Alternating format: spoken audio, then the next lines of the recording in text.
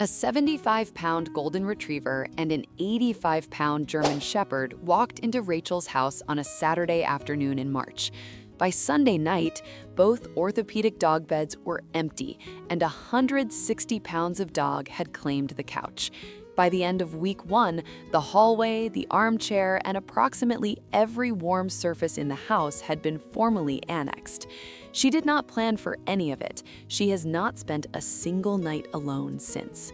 Rachel Mercer was not supposed to adopt two dogs. She had gone to the roadside rescue event with a plan. One dog, small to medium, easy, something that would fit on her lap and not rearrange the furniture just by existing. She had a budget, a checklist, and a very reasonable ceiling on how much her life was allowed to change on a Saturday afternoon in March. She came home with Cooper and Rex.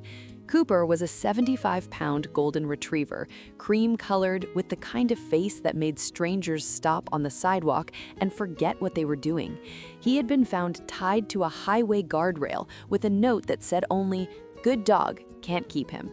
He had been at the rescue for 38 days. He was calm in a way that felt less like a personality and more like something he had learned to survive. Rex was an 85-pound German shepherd, black and tan, ears like radar towers, eyes that tracked everything in a room before he decided what to do about it.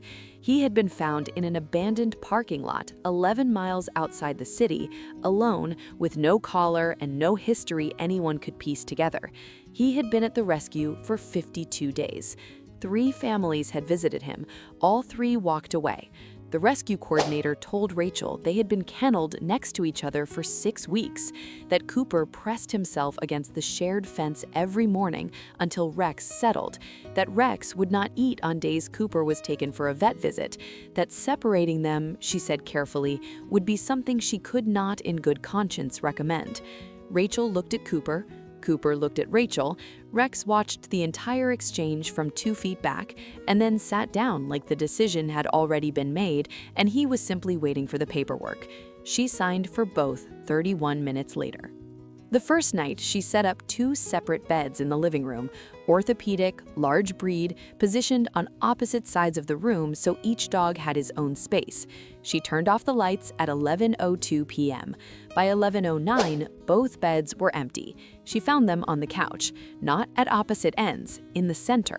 Cooper's 75 pounds on the left cushion, Rex's 85 pounds on the right, pressed together at the shoulder like they were holding each other in place. She stood in the doorway and did the math.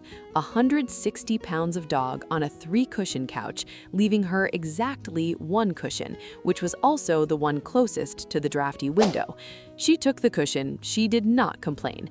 By day 5, the couch arrangement was permanent. By day 8, Rachel came home from work to find Cooper in her armchair and Rex stretched across the hallway like a checkpoint she had to step over to reach the kitchen. She stepped over him. He did not move. She made dinner. He stayed there for 47 more minutes. She started thinking of him as a very heavy, very committed area rug. What she did not anticipate, what no one who had never owned 2 large dogs at the same time could have warned her about, was how differently they would love her. Same house, same woman, 2 completely different languages. Cooper's love was loud and immediate. Every evening when she came home, all 75 pounds of him became a single, uncoordinated event of joy. Tail, paws, face, the whole construction launched itself at her the moment the door opened. He greeted her like she had been gone for years, regardless of whether she had been gone for 8 hours or 8 minutes. He was not subtle. He was not trying to be. He pressed his enormous cream-colored head into her chest and stayed there until she acknowledged every single pound of him. Rex's love was different. Rex waited. He would be sitting 3 feet from the door when she arrived, watching, not moving. When she had taken off her coat and set down her bag and settled for a moment, he would walk over, slow and deliberate, and press the side of his 85-pound body against her leg. Just that. No fanfare. Just wait, warm and steady, saying without a single sound, "I know you're here. I've been waiting." If you're still watching and haven't subscribed yet, that stings a little. Hit that button. There's more to the story.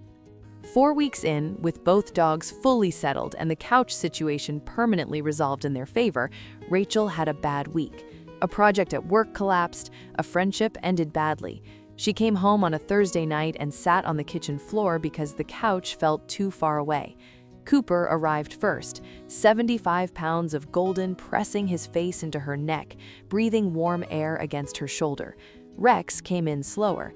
He walked past her once, turned around, and lay down directly across her feet.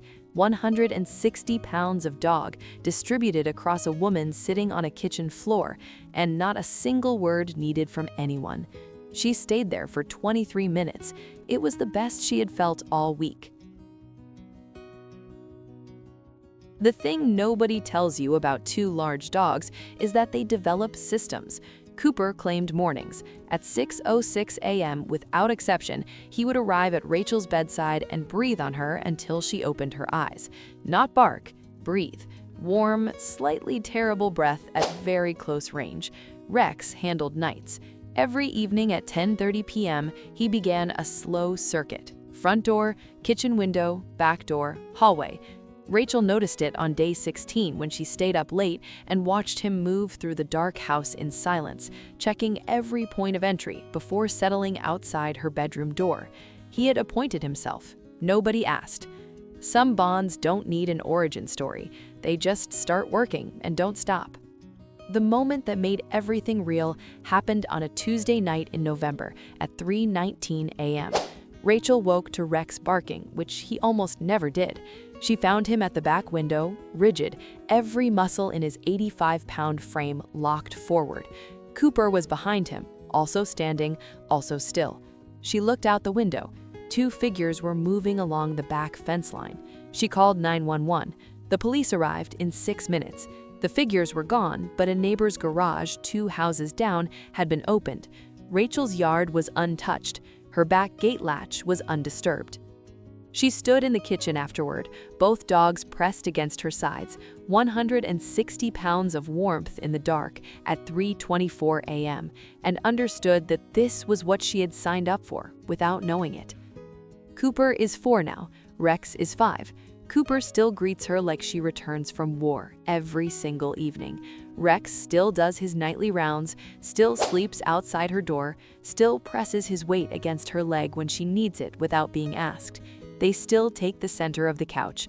Rachel still gets the window cushion. She stopped minding a long time ago. She went to that rescue event to find one small dog that would fit her life. What she found was 160 pounds of proof that the life she had planned was smaller than the one she needed. Would you take home 2 dogs nobody else wanted, or is one already enough? Tell me in the comments.